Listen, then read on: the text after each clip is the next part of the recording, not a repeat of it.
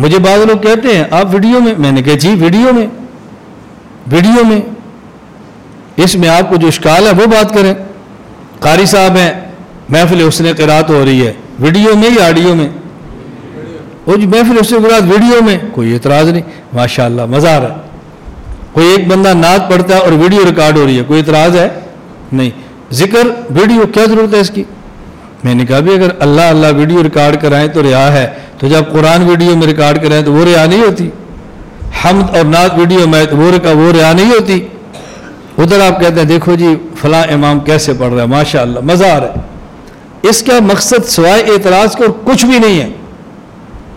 اور میں جو ذکر کی مجلس ویڈیو ریکارڈ کرا کے نیٹ پہ اپلوڈ کراتا ہوں، اس کی وجہ ہیں میرے علم میں بعض ایسے لوگ ہیں کہ آپ کو حیرانگی ہوگی.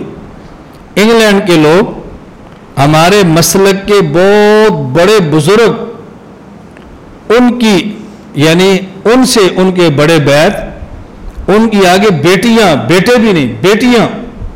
مجھے ان کا بھائی کہہ رہا ہے کہ مولانا صاحب ہماری بہنیں پاکستان کے فلاں پیر سے بیعت ہو گئی. اب کیوں بیعت ہوئی ہیں؟ پیر صاحب ویڈیو پہ ذکر کرا رہے ہیں، پگڑی باندھی ہوئی ہے، اللہ کا نام لے رہے ہیں، اور بچیاں یورپ کے ماحول میں رہ کر متاثر ہوئی ہیں، اور جو پیر ہے وہ بدعتی ہے. جب آپ کا خالص مال نیٹ پہ نہیں جائے گا تو پھر ملاوٹ والا جائے گا. لوگ خالص مال کو چھوڑ کے ملاوٹ والا قبول کر لیں گے، اور جب خالص مال وہاں پہنچے گا تو ملاوٹ والے کو چھوڑ لوگ خالص مال قبول فرما لیں گے. اس میں حرج کی بات کیا ہے؟ اس لیے دائیں بائیں کے اعتراضات کو چھوڑو.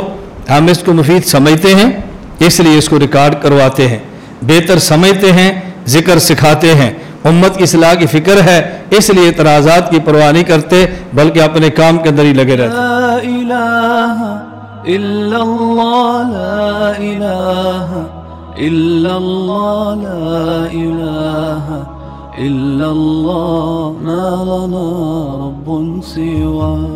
لا الہ الا اللہ، لا الہ